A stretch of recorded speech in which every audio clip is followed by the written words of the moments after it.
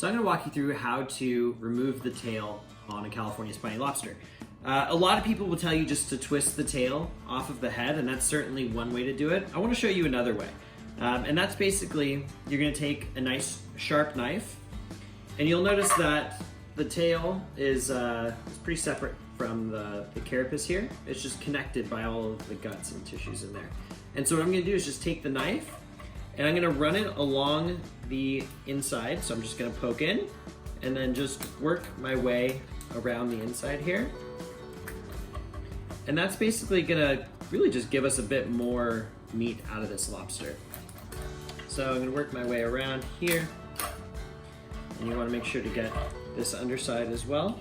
You're just basically cutting that tail away from the body. I find that the twisting method, you end up losing a lot of these, pretty good parts of the tail. And so from here, I'm just going to see the areas that are still connected, and should be maybe one or two little portions off here. And now just give it a little tug there. And you'll see you'll get actually some of the guts as well. But these are some of the pieces of meat that you miss when doing the twisting method. So I like to cut it away, and that means that you're not, I don't know if you can see in there, but there's not a whole lot of meat that we lost, which is the good news, right? So now we can have just this beautiful tail to work with. We can remove some of these guts, and you're left with just a beautiful tail.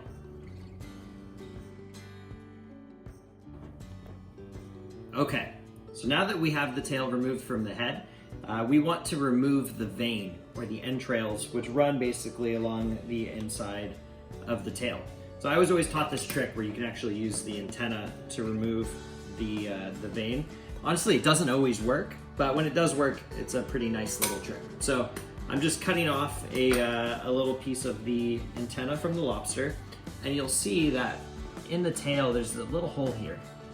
So we're just going to stick the antenna in from the big side of the antenna first, because all of these, this antenna has barbs, little micro barbs running in this direction. So if we stick it in, then ideally it will pull the entrails that are in the tail with it. So I'm just going to push this in, and to be honest, it doesn't always work, this trick, but when it does, it's pretty good. So I stick it in, and I do like a little twist to make sure it grabs on. And then from here, I'm just going to pull this up.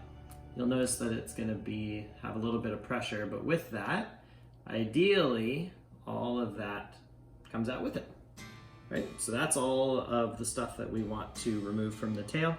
I'm just going to pull it, and from here, again, just your trusty kitchen shears, just cut that off, throw that in your discard bowl, and now you have a tail that's ready to go, nice and clean.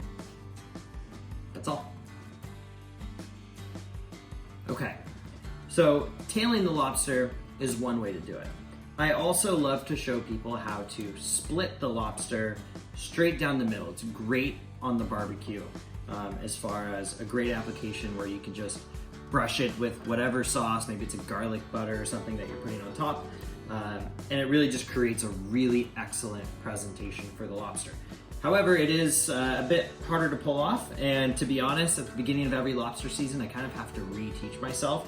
This is my first lobster that I'm doing for the season, so bear with me as I reteach myself how to do it. But the basics of it are, we're gonna cut from back to front on the top shell.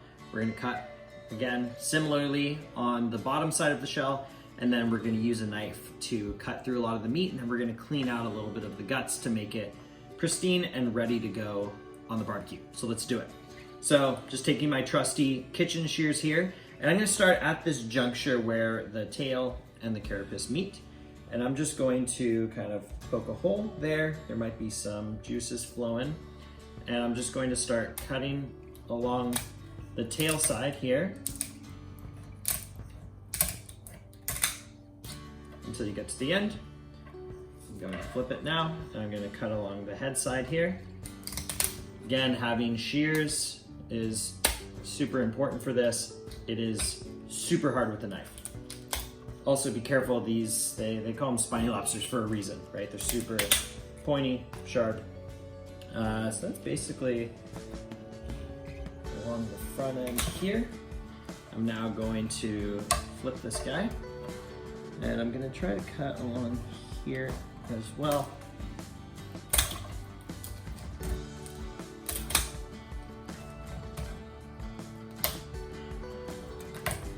Let's get that final one. Okay. Spin this, get the tail side now. And it's important to try to stay pretty shallow with your cutting, because you don't want to use the scissors to cut through the meat. I really prefer using a nice sharp knife to make sure that we're not harming that meat or destroying it. So I'm gonna now use my knife, and in theory we should be, in pretty good shape to be able to just kind of finish cutting through here. You want to make sure you get the knife out of the way of any shell.